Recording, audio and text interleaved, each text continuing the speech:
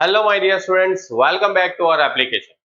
तो चलिए students, start करશું આપણે યુનિવર્સિટીની એક્ઝામમાં જુલાઈ 2024માં જે FM7 નું પેપર આવ્યું હતું એનું સોલ્યુશન આપણે કરી રહ્યા છે। તો છોકરાઓ જો યુનિવર્સિટી એમકોમ સેમેસ્ટર નંબર 3 ની અંદર જે જુલાઈ 2024, છોકરાઓ જો ધ્યાન આપજો, આ જે પેપર છે એમાં અમુક ક્વેશ્ચન પાછા બહુ જ ઇમ્પોર્ટન્ટ રહેશે, આગળની એક્ઝામમાં કદાચ પૂછાવાના ચાન્સીસ ખરા। અને છોકરાઓ તમે એટલીસ્ટ આ પેપરની અંદર જે ક્વેશ્ચન છે એના કોન્સેપ્ટ પણ સારી રીતે શીખશો તો તમને કદાચ બીજા કોઈ ક્વેશ્ચન અથવા બીજા કોઈ પેપરમાં પણ તમને હેલ્પ થઈ શકે। ઓકે, તો જો જુલાઈ 2024ની જે પૂરક એક્ઝામ છે એનું તમારું FM7, ઓકે, આપણે એને બોલશું FM7। ઓકે, તો જો છોકરાઓ તમારી પાસે સૌથી પહેલો જે ક્વેશ્ચન છે એમાં તમારે ગણતરી કરવાનું છે, અને ગણતરી શું કરવાની છે? પીવીઆર શોધવાનો છે, સ્થિર ખર્ચ શોધવાનો છે, અને વર્ષ 2022 માટે સલામતી ગાળો ધ્યાન રાખજો, 2022 ના વર્ષ માટે તમારે સલામતીનો ગાળો શોધવાનો છે। ઓકે, હવે છોકરાઓ જો તમારી પાસે 2021 અને 2022 એમ બંને વર્ષનું વેચાણ અને નફો આપેલું, આપણે શીખેલા છે કે જ્યારે બે વર્ષની જુદી જુદી આવી રીતે માહિતી આપે તો તમારે બંનેનો તફાવત શોધવાનો, અને બંનેના તફાવતના આધારે તમને પીવી ગુણોત્તર એટલે નફા જથ્થાનો ગુણોત્તર મળી જાય। ઓકે, જો આપણે જોઈએ, પહેલા તો છોકરાઓ શું કરો, આ બંનેનો તફાવત શોધી નાખો। આ તફાવત શું છે? આ બંનેનો તફાવત શું છે? 1,20,000 અને 1,50,000 તફાવત શોધવાનો છે। એવું નહીં વિચારતા કે સર આમાંથી આ માઇનસ કરીએ એટલે આ માઇનસમાં જાય, એવું આપણે સ્ટેટિસ્ટિક્સ નથી કરતા, આપણે ખાલી તફાવત જોઈએ છે કે આ બંને વચ્ચે ડિફરન્સ શું છે। ઓકે, આ બંને વચ્ચેનો જે ડિફરન્સ છે એ છોકરાઓ 30,000, આ બંને વચ્ચે ડિફરન્સ છે છોકરાઓ 12,000। ઓકે, 12,000। તો તમારે પીવી ગુણોત્તર શોધવાનો છે, જેને આપણે પીવીઆર બોલીએ છીએ। તો છોકરાઓ સૂત્ર શું આવશે? પહેલા જો નફા જથ્થા ગુણોત્તર શું આવશે? તો નફામાં તફાવત ભાગ્યા વેચાણમાં તફાવત।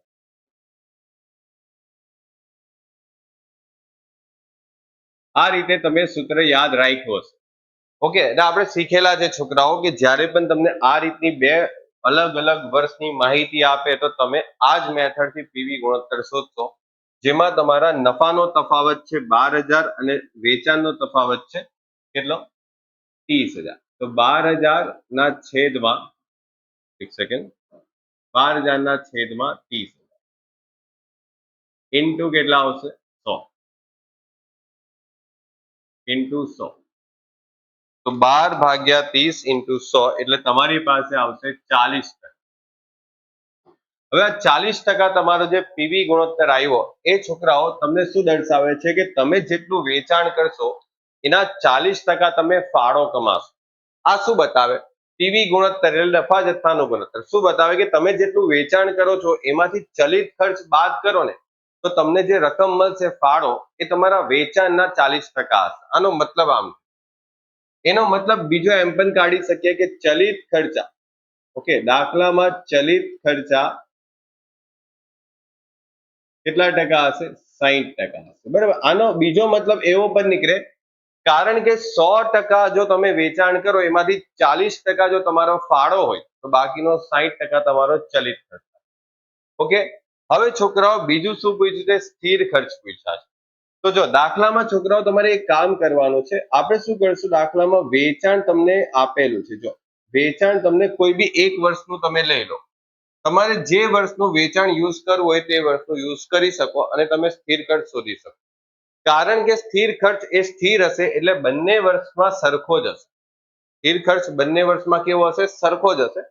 એટલે આપણે એક સ્ટેટમેન્ટ બનાવી દઈએ, જેમ કે વેચાણ 1,50,000, બરાબર, 2022 નું લઈ લઈએ આપણે, બરાબર, 2022 નું લઈએ, તમે 2021 નું બી લેશો ને તો બી સ્થિર ખર્ચ સરખો જ આવશે, આપણે બંને ચેક કરી લઈશું। એમાંથી છોકરાઓ ચલિત ખર્ચો બાદ કરી નાખો। ચલિત ખર્ચા કેટલા છે? તો ચલિત ખર્ચા તમારી પાસે છે 60%, એટલે તમારી પાસે જે વેચાણ છે એના 60% કરો, કેટલા આવે છે? જો 60% કરો, 50,000 ના 1,50,000 ના 60% કેટલા આવે છે? 90,000। આ તમે બાદ કરો ને એટલે તમને શું મળે છોકરાઓ? ફાળો મળે. કેટલો મળશે? 60,000. અને એમાંથી છોકરાઓ તમારે સ્થિર ખર્ચ બાદ કરવાનો. ઓકે, હવે તમે કહેશો કે સર સ્થિર ખર્ચ તો છે જ નહીં, કેવી રીતે બાદ કરશો?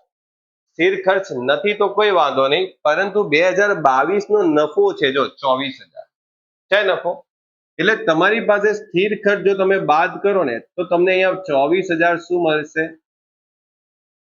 નફો મળશે. બરાબર, આ તમે બાદ કરે એટલે તમને 60,000 મળશે, ને 60 માંથી તમે સ્થિર ખર્ચ બાદ કરો એટલે તમને નફો મળે. હવે નફો તમારી પાસે 24,000 છે, ફાળો તમારી પાસે છે 60,000, તો વિચારી લો કે આ રકમ તમારી કેટલી આવશે? ક્વેશ્ચન માર્ક કેટલો આવશે? 60 માંથી કેટલા બાદ કરવાથી 24 આવે? તો 60,000 માઇનસ 24,000 એટલે તમને અહીંયા મળી જશે 36,000. બોલો, ક્લિયર આ વસ્તુ? સિમ્પલ. હવે તમને એવું ઈચ્છા થાય ને કે સર આપણે 2021 લઈને કેમ નહીં કર્યું? તો 2021 લઈને કરશો તો બી તમારો સ્થિર ખર્ચ 36,000 જ આવશે. તો ચેક કરવો હોય તો કરી જોઈએ. આપણે 2022 નું સોલ્વ કર્યું, બરાબર? એક કામ કરીએ, અહીંયા પર લખી લઈએ 2022 નું વર્ષ લીધું. હવે આપણે 2021 નું વર્ષ લઈને પણ ચેક કરી લઈએ એક વખત, તો તમને ખ્યાલ આવે કે એક્ઝામ ની અંદર આપણે ગમે તે યુઝ કરશું તો ચાલશે. આ 1,20,000 વેચાણ છે, તો 1,20,000 વેચાણ, ચલો લખી લઈએ. એના 60% કરો, કેટલા આવશે? 60%. 60% ચલિત ખર્ચ છે, બરાબર? 1,20,000 ના 60%, 72,000 રૂપિયા આવશે. અને 72,000 માઇનસ કરશો એટલે 48,000 આવશે. અને 48,000 જે છે એમાંથી શું માઇનસ કરશું? સ્થિર ખર્ચ માઇનસ કરશું. અને સ્થિર ખર્ચ કેટલો બાદ કરશું? તો સ્થિર ખર્ચ બાદ કેટલો કરશું એ આપણને નથી ખબર, તો આપણે 12,000 નો નફો આવવો જોઈએ. તો અહીંયા 12,000 નો નફો લાવવા માટે વિચારો તમારે અહીંયા કેટલા બાદ કરવા પડશે? તો બોલો કેટલા બાદ કરવા પડશે? 48,000 માંથી 12,000 બાદ કરો, 36,000. જો તમે ગમે તે રીતે ગણો દાખલાનો જવાબ આવશે જ છોકરા. ઓકે, એટલે એવું નહીં વિચારો કે આપણે કેમ 2022 લીધું. જો તમારા કોન્સેપ્ટ ક્લિયર હશે ને કે સર સ્થિર ખર્ચનો મતલબ શું છે, તો સ્થિર ખર્ચ બધા વર્ષમાં સ્થિર રહેશે. જો સ્થિર ખર્ચમાં સ્પેશિયલ કોઈ પોઈન્ટ હોય કે સ્થિર ખર્ચ 2022 માં વધેલો છે કે ઘટેલો છે, તો જ આપણે એમાં વધારો કે ઘટાડો અંદાજ કરી શકીએ, બાકી તો છોકરાઓ એવું કરવાનું નથી. ઓકે, એટલે આ તમારો નંબર 2 જે તમને પૂછેલું છે, સ્થિર ખર્ચ આપણે શોધો, તો સ્થિર ખર્ચ આપણો શોધાઈ ગયો, 36,000 આવે. તમે ગમે તે રીતે શોધો, મેટર 36,000 આવવું જોઈએ, બસ તમારું ફાઇનલ. હવે અહીંયા આન્સર આવશે છોકરાઓ થર્ડ નંબર પર, જેમાં તમને પૂછ્યું શું છે, તો બોલે સર 2022 ના વર્ષ માટે સલામતીનો ગાળો શોધવાનો. છોકરાઓ સલામતીનો ગાળો 2022 માટે શોધવાનો છે, અને 2022 નો જો સલામતીનો ગાળો શોધવો હોય તો છોકરાઓ અહીંયા પણ બે મેથડ છે. પહેલી મેથડ આપણે જઈએ તો આપણે છે ને સમતુત બિંદુ બી શોધી શકીએ. સમતુત બિંદુ શું આવે? તો છોકરાઓ સ્થિર ખર્ચ ભાગ્યા શું આવે? પીવી ગુણોત્તર. કારણ કે આપણી પાસે પીવી ગુણોત્તર છે, તો પીવી ગુણોત્તર, પીવીઆર લખી શકીએ, પીવી રેશિયો ઇંગ્લિશમાં આપણે બોલીએ તો કેટલા આવે? 36,000 ભાગ્યા 40%. બતાવો કેટલા થાય છે? 36,000 ભાગ્યા 40%, 90,000 રૂપિયા. આ 90,000 રૂપિયાનું તમારી પાસે શું આવી ગયું? સમતુત બિંદુ આવ્યું. અને સમતુત બિંદુ જે છે એના પરથી તમારે શું શોધવાનું છે? સલામતીનો ગાળો. શું આવશે? તો વેચાણ માઇનસ સમતુત બિંદુ, વેચાણ માઇનસ સમતુત બિંદુ. વેચાણ કેટલું હતું 2022 નું? 1,50,000. સમતુત બિંદુ કેટલું હતું? 90,000. આપણે શોધ્યા ને સમતુત બિંદુ, જો આપણે શોધ્યું જ છે. કેટલું આવે છે સમતુત બિંદુ તમારું? જેટલું સમતુત બિંદુ આવે એ તમે બાદ કરી દો એટલે તમને શું મળી જશે? સલામતીનો ગાળો મળી જશે. અહીંયા કેટલો આવશે સલામતીનો ગાળો? 60,000 રૂપિયા. બોલો ડન. આ પહેલો જવાબ, અહીંયા પહેલો જવાબ આવી ગયો. આપણી પાસે બીજો જવાબ આ રહ્યો અને ત્રીજો જવાબ આ. મેં તમને કીધેલું કે આમાં બે મેથડ છે સલામતી ગાળો શોધવાની. બીજી મેથડ પણ તમે યુઝ કરી શકો. જો છોકરાઓ માસ્ટર લેવલ પર તમે સ્ટડી કરો છો, બરાબર, ઘણા છોકરાઓ આગળ જઈને પ્રોફેસર અથવા તો સમજો ટીચિંગ લાઈનમાં જાય. હવે તમે એમ વિચારો કે સર આપણે એક મેથડ થી તો આવડે છે, પછી બીજી મેથડ ની શું જરૂર છે? તો છોકરાઓ લોજિકલી તમે જો કોઈ પણ મેથડ શીખો, કોઈ પણ ટોપિક શીખો, તો અગર જો તમે બધી મેથડ શીખશો ને તો જ તમે ટોપિકને એકદમ પ્રોપરલી સમજી શક્યા છે એવું માની શકાય. તમને ખાલી જો એક જ રીતે આવડતું હોય તો આપણે એવું માની શકીએ કે તમે ખાલી સૂત્રને યાદ રાખીને દાખલો ગણી શકો. તમને બધી પ્રોપરલી ખબર હશે ને તો જ તમે આ ચેપ્ટરની અંદર કોઈ પણ સૂત્ર વ્યવસ્થિત રીતે યુઝ કરીને આમથી તેમથી જવાબ સારી રીતે લાવી શકો. જો આ તો એક મેથડ બતાવી.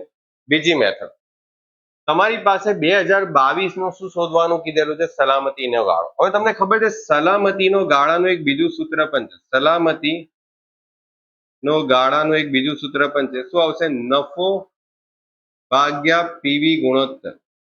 હવે વિચારો, આપણે 2022 નો સલામતી ગાળો શોધવાનો તો 2022 નો નફો લઈ લો, કેટલો છે? 24,000. એટલે છોકરાઓ 24,000 ભાગ્યા કેટલા આવશે? 40%. કરો 24,000 ના ભાગ્યા 40% કરો, આન્સર આવે છે 24,000 ભાગ્યા 40%. જો 60,000 રૂપિયા આન્સર આવે છે. આ રીતે બી તમે જો જવાબ લાવી શકો, સરખો જ આવે છે જો જવાબ. ઓકે, એટલે તમારી પાસે જો ટેકનિક સારી રીતે હશે આ ચેપ્ટર ની અંદર, જેટલું બેસ્ટમાં બેસ્ટ તમે સમજા હશે એટલું તમારા આ ચેપ્ટરના દાખલા તમને ઈઝી લાગશે. અધરવાઇઝ તો આ ચેપ્ટરના ઘણા સ્ટુડન્ટને એવું કહેતા પણ સાંભળેલું છે કે સર સૂત્ર બધા આવડે છે છતાં પણ કોઈક વખત દાખલામાં આપણે આગળ નથી વધી. ઓકે, તો એનો મતલબ એમ જ છે કે તમે ખાલી સૂત્ર યાદ રાખ્યા છે, એને સમજા નથી. તમે મારા લેક્ચરના સ્ટાર્ટિંગના વિડીયો જોશો આ ચેપ્ટરના, તો મેં આ ચેપ્ટરને જેટલું ડિટેલમાં સમજાવેલું છે ને, એ ચેપ્ટર પર મને ઘણા બધા સ્ટુડન્ટ્સ એટલા સારા રિવ્યુ આપેલા છે ને કે સર આ ચેપ્ટર અમે બહુ બધી જગ્યાએ શીખ્યા છે, પરંતુ જે રીતે મેં આ ચેપ્ટરનો ગ્રાફ એટલે સમતુત બિંદુનો ગ્રાફ ઇવન મેં તમને એક્સપ્લેન કરેલો છે. ઓકે, ચાલો હવે છોકરાઓ આગળ વધીએ. નીચેની માહિતી પરથી શોધો કે પ્રોજેક્ટની પડતર, એટલે કે તમે જે આ પ્રોજેક્ટ ચાલુ કર્યો છે એની પડતર શું છે? એટલે એક જાતનું છોકરાઓ સમજી લો ને, રોકાણ. ઓકે, આ રોકાણ તમને પૂછ્યું છે કે તમે કેટલું રોકાણ કર્યું છે પ્રોજેક્ટ. અને ચોખ્ખું વર્તમાન મૂલ્ય, જેને આપણે નેટ પ્રેઝન્ટ વેલ્યુ બોલી શકીએ એકદમ, બરાબર? તો છોકરાઓ વિચારો, તમને દાખલામાં બે વસ્તુ પૂછેલું છે, પરંતુ આપ્યું શું છે? નફાકારકતાનો આંક અને રોકડ પ્રવાહનું વર્તમાન મૂલ્ય. તો છોકરાઓ નફા કારકતા નો આંક, આનું સૂત્ર શું છે? યાદ છે તમને? આપણે નફાકારકતાનો આંક કઈ રીતે શોધતા હતા? તો નફાકારકતાનો આંક શોધતા હતા રોકડ પ્રવાહનું વર્તમાન મૂલ્ય ડિવાઈડ બાય શું આવશે?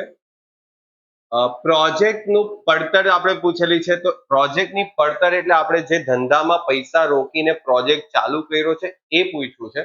તો આપણે આનું સૂત્ર શું લખતું હતું? નફાકારકતાનો આંક બરાબર રોકડ પ્રવાહનું વર્તમાન મૂલ્ય ભાગ્યા તમારી પાસે જે રોકાણ હશે તે રોકાણ, એટલે રોકાણનું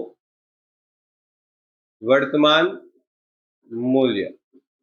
ઓકે છોકરાઓ, રોકાણ નોર્મલી વર્તમાન મૂલ્ય પર હોય. ઓકે, કારણ કે આપણે આજે પૈસા રોકીને આપણે એવું વિચારીએ છીએ આ ચેપ્ટરમાં કે ફ્યુચરમાં આપણને કેટલા રૂપિયા મળશે. એટલે સમજો મારી પાસે એક ધંધો છે મસ્ત, બરાબર, આઈડિયા છે, બિઝનેસ આઈડિયા.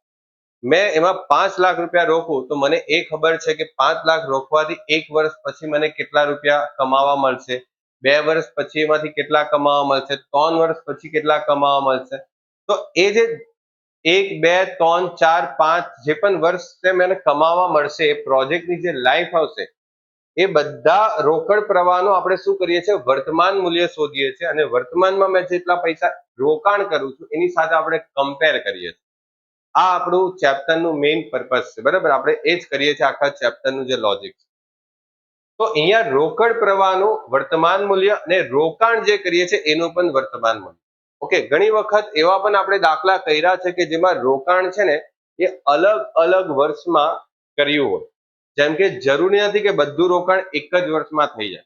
ઓકે, ઘણી વખત એવું પણ થાય છે કે જે પહેલા રોકાણ કર્યું, જેમ કે 5 લાખનું યંત્ર લીધું, તો 5 લાખ રૂપિયા આજે નથી રોક્યા, આજે મેં સમજો 3 લાખ રૂપિયા જ રોક્યા છે, પછી બીજા 2 લાખ રૂપિયા પેલા જેની પાસેથી યંત્ર લીધું ને એને 1 વર્ષ પછી આપ્યા, તો પછી છોકરાઓ એવા દાખલામાં થોડુંક પછી રોકાણનું વર્તમાન મૂલ્ય શોધવા તરફ આપણે આગળ વધવું પડશે. એવા પણ દાખલા આપણે કરેલા છે. ઓકે, એટલે જ કહું છું, જો આ ચેપ્ટર જે છે ને છોકરાઓ FM7 એની કોઈ લિમિટેશન નથી. તમે એટલા બધા ટાઈપ્સના અને એટલા બધા લોજિક પર દાખલા નવા નવા બનાવી શકો છો કે જેની કોઈ હદ નથી. તમે છોકરાઓ વિચારી જોજો, આ હમણાં 2024માં નવેમ્બર અને 2025માં જે માર્ચનું પેપર આવ્યું છે, તમે એક વખત જોજો. બરાબર, ઘણા સ્ટુડન્ટને એ પેપર બહુ ટફ લાગ્યું, કારણ કે સ્ટુડન્ટ ખાલી પાછલા વર્ષના પેપરના આધારે જતા. ઓકે, ચાલો, તો રોકડ પ્રવાહનું વર્તમાન મૂલ્ય તમારી પાસે છે 3,45,100 અને ભાગાકાર આપણે કરીએ તો રોકાણનું વર્તમાન મૂલ્ય. રોકાણનું વર્તમાન મૂલ્ય આપણી પાસે નથી, પણ આપણી પાસે નફાકારકતાનો આંક છે, તો એ આપણે અહીંયા લખી લઈએ. કેટલા છે? 0.4. એટલે અહીંયા લખશું રોકાણ. અત્યારે હું ખાલી રોકાણ લખી દઉં છું. ઓકે, રોકાણ પડતર લખી શકીએ, અથવા તો અહીંયા રોકાણનું વર્તમાન મૂલ્ય લખી શકીએ. બરાબર, બધું એક જ છે. ઓકે, એક સેકન્ડ, હું થોડુંક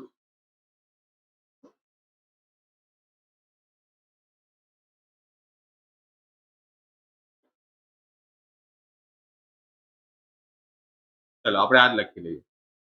તો હવે છોકરાઓ રોકાણનું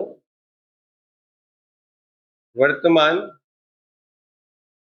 મૂલ્ય 3,45,100 ભાગ્યા 1.3804. ઓકે, ચાલો, તો અહીંયા શું આવશે? 3,45,100 ભાગ્યા 1.3804, 2,50,000. આ થઈ ગયું રોકાણ. ઓકે, આને આપણે રોકાણ પડતર પણ બોલી શકીએ.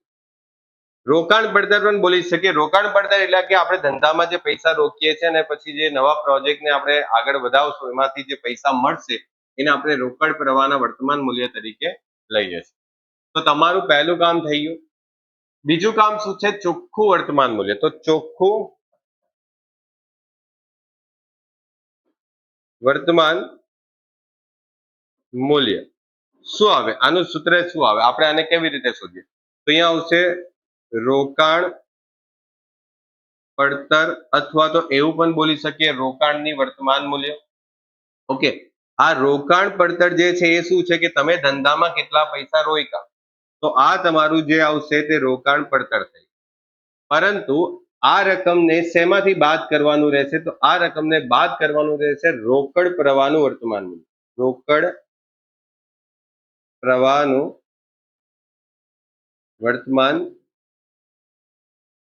મૂલ્ય એટલે તમે ધંધામાં પૈસા કેટલા રોકો છો? બોલે સર 2,50,000 રૂપિયા રોકીએ છીએ, અને એ રોકાણ પરથી તમે કેટલા રૂપિયા કમાવો છો? 3,45,100. 3,45,100 માઇનસ કરો. 3,45,100 માંથી 2,50 માઇનસ કરીએ એટલે આવશે 95,100. આટલા રૂપિયા તમને શું થાય છે? ચોખ્ખું વર્તમાન મૂલ્ય, જેને આપણે NPV કહીએ છીએ, net present value. Okay, done. જોઈ લો છોકરા, એકદમ પ્રોપરલી આપણે બધું કમ્પ્લીટ કર્યું. ઓકે, તો આ તમારો 5 માર્ક્સનો ક્વેશ્ચન છે છોકરાઓ. બંને આપણા અહીંયા પૂરા થાય છે આ પેપરના. નેક્સ્ટ લેક્ચરની અંદર આપણે આના પછીના જે લોંગ ક્વેશ્ચન છે એને આપણે સ્ટાર્ટ કરશું અને કમ્પ્લીટ કરશું. ઓકે, ત્યાં સુધી છોકરાઓ good bye and take care. મળીએ નેક્સ્ટ લેક્ચર.